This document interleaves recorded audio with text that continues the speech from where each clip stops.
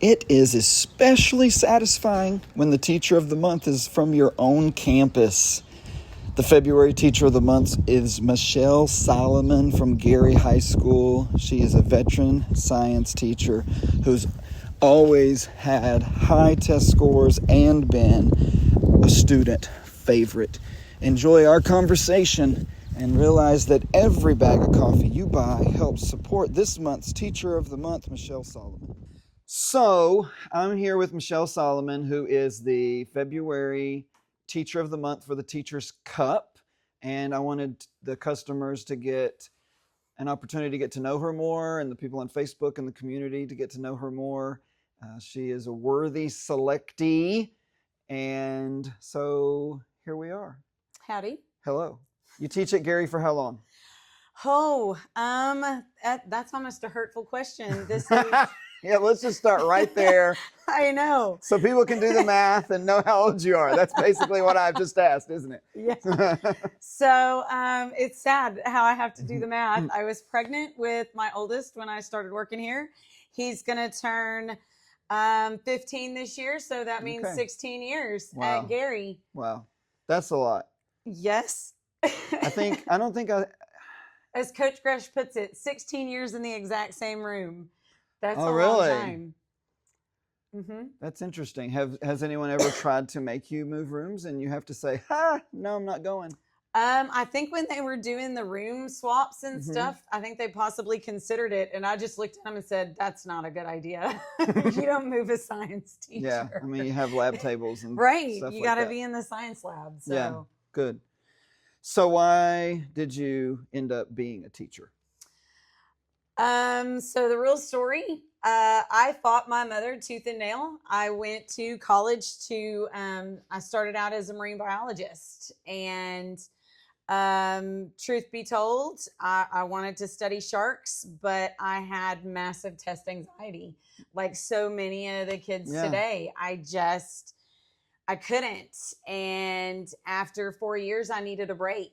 Most marine biologists I was seeing were professional students. Mostly they stay in school a lot. They go on with grad school and then they're professors, and I needed a break after 4 years. The tests were just eating me alive. And so I finished with the bachelor's and I moved to Virginia to attempt to get my foot in the door. And I got the story that I was either too overqualified or too underqualified, which I never really understood that. Like you knew too much science, but you didn't know enough Exactly. instructive teacher stuff? Exactly. Okay. I applied at museums and all kinds of things there in the Virginia Beach, Norfolk area where I had family. And I ended up with my foot in the door with the National Marine Mammal Stranding Network back home. So I came home and did a little stint on a shrimp boat testing a device called a turtle extraction device, but it really wasn't a good fit for me. So then I lucked into a job working for an environmental firm with an oil company chasing their pipelines. Okay. And working up environmental studies where the pipeline crossed waterways. And I spent 3 months on the road away from my family at a very good distance. And both my mom and dad were much older, and I was kind of the caretaker. And I did not like being that far away from home. So after that was over, it was kind of a shock to the system that Mom and Dad need me a little closer. Is home Virginia? No, home was actually Granbury, Texas. Okay. So you had family in Virginia, but home was... Yep, Mom and Dad actually lived in Granbury, Texas. That's what brought us here. Okay. So I kind of regrouped things. And all through college, in the study groups and stuff, they always nicknamed me the teacher. So I was like, why not, I guess. So by the time you said why not, you had a bachelor's degree? Oh, yeah, I did. Most definitely. In all the sciences, I graduated with a bachelor's degree under the Wildlife and Fishery Science Hub with a vertebrate zoology degree. Okay. So I have like all the things. Yeah. And I at this point I was a year out of being graduated and had kind of dabbled in all kinds of different things and just hadn't found my niche yet. And it was like, you don't work weekends, you don't work holidays, right? Yeah. You're off all You summer. get sucked in. I did. I got sucked in. You got the teacher myth. You fell for it. I fell for the teacher myth. Yeah. And it was, why not? Yeah. Let's go for it. But I didn't want little kids. I was a much bigger one. I did some jobs in the summer for high school. Some of my jobs working in high school, I worked at daycares and, you babysat, and I was much better with the bigger kids. So it was, I want the older kids, middle school at the youngest. Well, it just so happened that my boyfriend lived in Wascom, and I went about it backwards, was like, well, I need to be working right now. I'll put in substitute requests, like I'll sub while I try and figure out how I'm going to get my teaching certificate, as I had to eat my words of my mother saying, I told you so. Because there was an opportunity at A&M where I could have gotten a teacher certificate with my degree. And I was like, I'm not going to do that. No, who wants to teach? Yeah. No, thank you. So I had to, eat crow for a while. Yeah. Why did your mom think you would be a teacher? Or did she think you would be, or thought you should be, or both? She thought it was a good backup. And she was always like, you just kind of have that personality. And I was like, no, Mom, no thanks. She's like, but you're so good with the kids in daycare, and you're so good when you're babysitting. I'm like, no thanks. I want to be a scientist. Do you like being around people? Are you outgoing, or is that is that a teacher present? You present yourself as loud and boisterous, and you like to be alone? So I am actually an introvert. Okay, I thought you might be. I am as well. Yes, yeah. It is so ironic.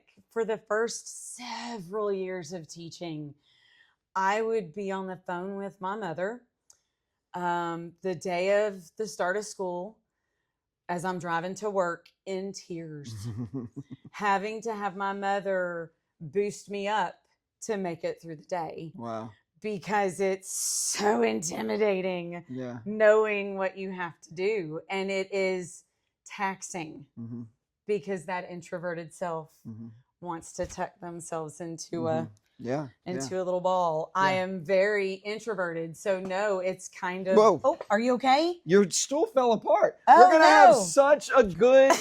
Look at this. We are gonna have such a good Science Safety 101. Wow. Would you like me to this fix might. it real Well, quick? I mean, I don't want to sit on that one anymore. This will be great. I think we'll just keep all this, Gracie. Science Safety 101. So no, it's very taxing. Because we do. And so it's an act that I have to put on at school. I'm very different. Yeah. And it is still very tough with people of my own age group or my peers, having to get up in front of the room of everybody and talk. It's having to talk in front of parents is so intimidating and difficult. Going to teacher workshops. I think a lot of teachers can relate to that. There's a great, incredible book. It's called Quiet: How to Be Introverted in a World That Never Stops Talking. And it's about what it means to be introverted. It's fascinating. And I think it's 35% of the population is introverted. And I was fascinated to learn that introverts actually, once I learned this, it was so true, but I hadn't thought of it before. There's a filter of stimuli that comes, okay? Extroverts' filter is actually smaller. So not as much stimuli gets in, so they're not overwhelmed. And an introvert has a bigger funnel. So one of the things about introverts is they hate being late. Because I can't stand it. No, I can't. There have been times where I just don't go. If I'm going to be late, I just won't go. That's an introvert thing. Because when you walk in and everyone they just look and then they look back. But the introvert's processing all those looks. What did they think? What did they, know? And the extrovert doesn't even, it's like, so what? I just got here. So anyway, I can relate to that. In workshops or something, when they're like, you just take care of your personal needs. Don't worry, we won't take a break. I won't go. Yeah. I won't go. Right. I won't get up and leave because it's like, I'm not thirsty. I am not hungry. I am not You thirsty. just sit at the back so they don't see you slip out or No, something. and see, that's so funny because I will go sit at the very front because usually that's the last table that people will come sit at because it's the I most got you. uncomfortable. Yeah. You know, so it is. I'm a very odd little duck. Well, when I you get in guess. front of other teachers that I've seen, it's usually to talk about DMAC. Right? So I've only done this 2 other times. I'm about to say no other teacher has said this, but it's only been Shannon Abernathy and Ashley Brown. But we didn't talk about data, and I think this will be good because I'm going to give you a 2-part question. So one is you use data in education, maybe, or at least you know how to use it. To an extent, I know how to use it, but I don't put a lot of value on DMAC. Okay. I know that sounds crazy. Okay. Because I know as a scientist you would think I would, but to me, I'm the test anxiety child. Okay. So when you put a test in front of a student, there are so many factors that made that child pick that answer. They could have just as easily picked it for who knows why. Yeah. Maybe they're going with the statistics of always pick C or whatever. That when I'm looking at Scantron or that kind of ABCD data, what am I getting from it? Honestly, what am I getting? And aside from that, those kind of questions are so stuck in a rut. Yeah. I get data from walking around my classroom and watching the students. So when they're doing the activities, or even after I've done some notes and they're working individually, I'm never not gathering data.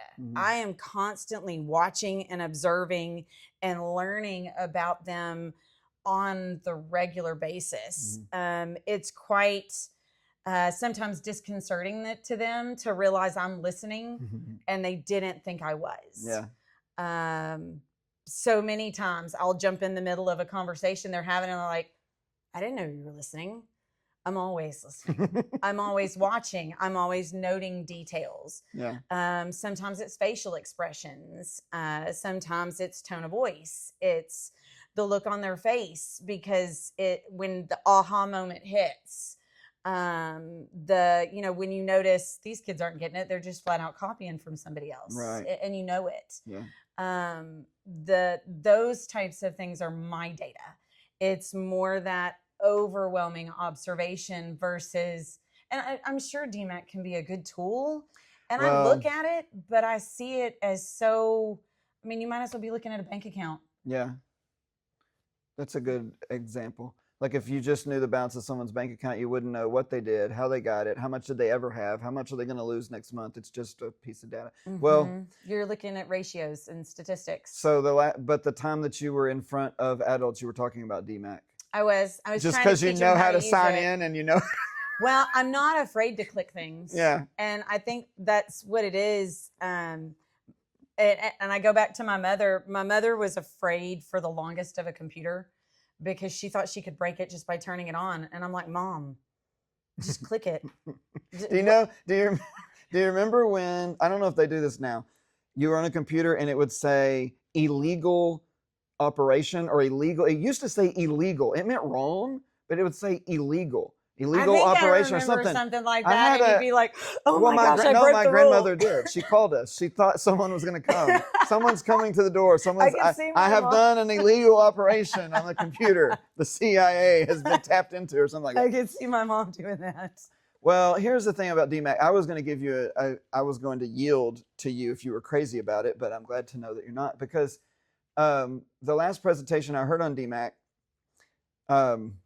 so the presenter was saying, here's all these people, and it shows where they were, and they had it in quadrants, and then at the end, their last words were, and these 2 people who had been the bottom the whole time, and their last words were, and these 2 people never did make it out of this quadrant. And I thought, well, if you're just using a tool to know that the people aren't going to make it, that's a lot of time and a lot of data entry to know that they're not going to make it. I want to use a tool that says these people weren't making it, and then I use this tool, and then they made it, So, one of the most influential scientists was Albert Einstein, right? Where would he have been on DMAC? Yeah, he'd have been just watching kids, huh? Well, Yeah. he failed out. Oh, Dropped you mean out. as a student? Where would he be? Yeah, where I would got he you. have been Yeah, at DMAC? right. Yeah, He dropped out in 5th, 6th grade. yeah, What would that have shown us? The kid couldn't do math. He Mm. couldn't do addition, subtraction, multiplication, and division. So he would have been in the bottom quadrant. yeah, The man was a genius. yeah, He's written all these laws and these monster formulas and given us all these amazing things. And you would have written him off yeah, because of DMAC, or you would have put him in the bottom quadrant and said that kid's, like you said, Yeah. these are the bottom 2 kids. They wouldn't have made it. right. Yeah, What does that tell you? Where's the teacher mind where you're supposed to be looking and knowing your kids? yeah, Have a feel for your students. It's like sometimes on those forms we've got to fill out, that paperwork, teacher discretion. I like to put on teacher discretion.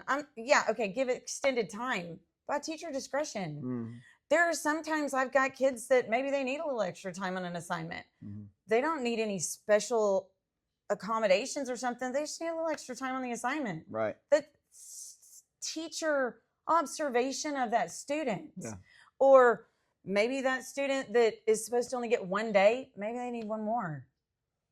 There's just teacher, not know your kids, know what's going on. Take a minute. Yeah. I don't like to put kids in a seating chart the first day of school or even the first week of school. I'm going to take a little bit and let them show me who they are. I'm going to watch them. I'm going to watch the relationships they have, and I'm going to notice, they might not need to sit with that kid yet. Yeah. I need to break that apart just a little bit. Yeah. You know, I'm going to watch them. I'm going to try and get to know them. And I like to try and let them get to know me a little bit because I am an introvert. Yeah. I kind of call it putting on a production. I guess that's where there's my artsy side There that you go. comes out. There's Yeah. my wildness, I Mhm. guess. But I've always been watching. Mhm. I always watch. I'm always looking. I'm always watching. I'm always filtering.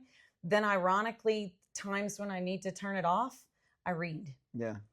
I have to just funnel it out and read when it's getting too much. So the basketball game just a little bit ago is reading Oh, because I just needed a minute to. Yeah. just needed a minute to just kind of funnel it off. So there's just kind of those different things that we have to do, and you watch the kids are the same way. They're the exact same way. Sometimes a Yeah. kid will put their head down in my class. They're There's still a- with me. There's a pep rally. There's a group that filters into the commons area. Like, please don't make me go in there. You know, Yes. it's too much stimulation. Yes, last Yeah. year it overdid. Whatever was going on with my nerves last year, I could not do it. I could not go in that gym during a pep rally. I needed to be out. I finally got to where I knew we had to go in and watch the kids. I'd put my earbuds in and play very loud classical music to handle going into that gym with everybody. I Yeah. understand where they're at. Yeah. Sometimes when you just get too much. Yeah. I get it. Yeah. So So you mentioned being artsy. A little. You sang in a choir, I did. and you've been on stage for our productions. You were in Mean Girls. I You was played a even French in- teacher. I was even in theater when I was Okay. in junior high, and I did the oral reading and stuff until it turned into prose and poetry. And Okay. myself and the high school theater teacher did not get along. Is that what? I mean, like That most of the pivoted. time, if you talk to someone who aspired to be a marine biologist, I don't think most of the time they would have had a history in theater and choir.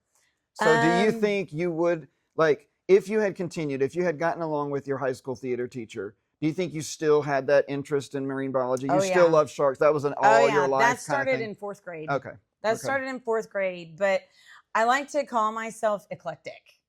I am a little bit of all of it. Yeah. I don't really have a music version that I isolate myself into. I'm a little bit of all of it. Art, I can kind of appreciate a little bit of everything. Literature. I mean, I appreciate different things. It doesn't necessarily mean I read it, Yeah. but I appreciate it. I see its value. I like my poems to rhyme. I'm pretty basic. But I can appreciate and I see its value. When it comes to nature and the outside, I love each individual piece. I don't really Mhm. have a favorite. I like the beach. I don't ever really want to go there because I hate sand. Yeah. I want to Do be you in still love sharks? Do you still, you're Absolutely. obsessed with sharks? Absolutely. That is still my top bucket list. It's going to happen one day. I am going to go swimming with great white. It's going to happen. Oh my goodness. Yes, sir. It's going to happen. Yes. That might be the last thing you do. If that, so be it. It's okay. It's okay. That'll be your swan song. It's okay. I've already swam with a tiger shark. Really? Yes. Where and how did that happen? That was actually in Australia.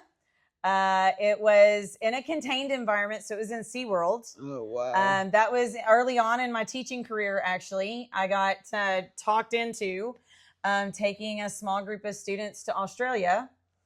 I know, right? When you're young. Yeah. Was it during the summer you thought you were going to have off? Right, exactly. It was, which, again, you're young, you're dumb. You'd think science teacher would know this, but I wasn't even thinking it. But, when it's our summer, it's not their summer. So, yeah, that wasn't a smooth So move. it was cold? It was.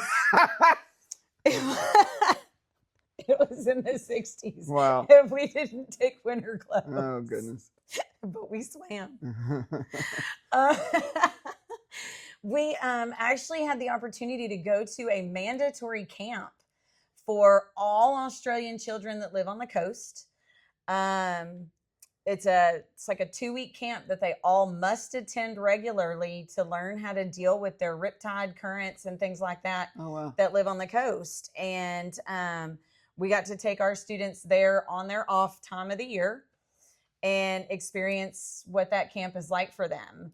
And Well, sorry, we'll finish up. kind of learn what they got to do. But then we also got to go to different places. And I got to go to SeaWorld, and I did the Shark Tank swim. It was in a plexiglass cage, but I got to feed the sharks out of it. And there was a tiger shark that had just been rescued off the coast. And what was so cool about it, it was when Steve Irwin was still alive. And the coolest part was a month after we were home, that exact tiger shark was released. And the guys that were in the tank with me and were my guides were with that shark being released with Steve Irwin and everything off the coast. And I thought that was just neat. Yeah. And very cool. But I got to pet them and feed them. There was an oceanic whaler and a bronze tip and things like that I got to feed out of the plexiglass and run my hand down the tiger shark. It was absolutely, because that's my second top. So it's great white and tiger shark. I love both of them. Wow. But I'm overall a fan of all predators. They're just an amazing survivor. Yeah. Honestly, so. That's crazy. I'm a little... Okay, so 16 years here and, Yes. and a couple of years 6. somewhere else. 6 years somewhere else. Okay, so usually, like for Ashley, for January, she was a first-year teacher. Okay. So I asked her, she had like a 1-semester timeline. I just said, okay, you've put in 1 semester. If you could go back and talk to yourself before you started, what would you say? But for you, with lots more years, like your 6-year self or anyone else that you're thinking of that's in your 6th year, what advice would you give them to make it another decade? Find your place. Find your home. I have been here 16 years, but there's a reason for that. There have been trials.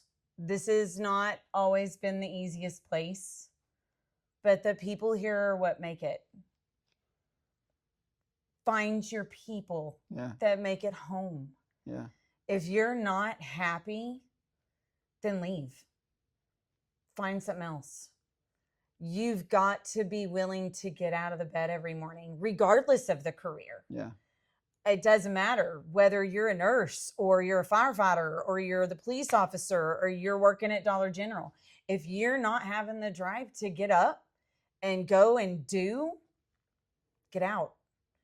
But that tenure, that however many more years you've got in it, find your niche and find your home. Find your people that help you. Because on my tough days, I know there's a door. Yeah. I know there's someone that can help lift me up. Yeah. Or that can help even just give me that shoulder, because I know they're feeling it too. Yeah.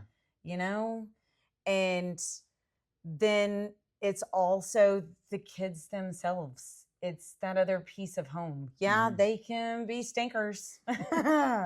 They can really try you, but they can also lift you up too. Yeah. You've got to find that place. They're out there. Yeah. You'll It's good find stuff. your peace. You'll have your years, but you'll find your peace. Yeah. It's good stuff. It is. Do you count your years until you don't have to be here anymore? Kind of depends on the day. Yeah, I'm not gonna lie. It depends on the day. Depending on the extra duties that they pile on you, you kind of sit there and you look in that mirror and you go, "Is it worth it? Yeah. Do you want to?" Yeah. But then it's kind of like I said, Yeah. I'm not alone. I'm not the only one that's bearing that burden or that's carrying that load. Yeah. And there are phenomenal people that I work with that make it better. Yeah. If I didn't have those people, if I didn't have that door or that shoulder, I'd be out that door in a heartbeat. 100%. Yeah. But there are some absolutely fantastic people here. Well, that's good stuff to end on, because that's like the whole point of the Teachers Cup, is to try to create some sort of community, because teaching's really hard. I know it's always been hard, but it just feels like it's gotten more. It just really does. It just feels like it's gotten the shortage. That's a huge part of it. 17% of the teachers. You're not wrong. They didn't come back. You know, the COVID flight didn't have the return, and now people who stayed are doing more to take up that slack. It's doing more, and I also feel like there's such a paradigm right now, and that may be the wrong vocabulary. I'm real good at that. But you have this toss up. There's so much research that's coming now. Are kids really learning through this technology? Are they? Do they learn, or did they learn better in the old method? And there is research that's swinging on both sides of this fence. And I see it better in my room without the technology, where kids get it better with the hands-on and the face-to-face, not that technology in their face. So I'm not sure. And COVID has really messed that up for us. Right. So it's rough. Yeah, it is. It is. So since it's rough, we're trying to lift teachers up, and particularly this February 2025, the Teacher of the Month is Michelle Solomon. So that means that every bag of coffee you purchase goes $2. Yeah, you're not even a coffee drinker, are you? You're a cocoa drinker. But his hot chocolate is fantastic. Thank you. There's $2 per bag go to her, and Light Bulb Moments is the new blend that's coming out in February, so that'll be fun. That's a cool name. Yeah, Light Bulb Moments.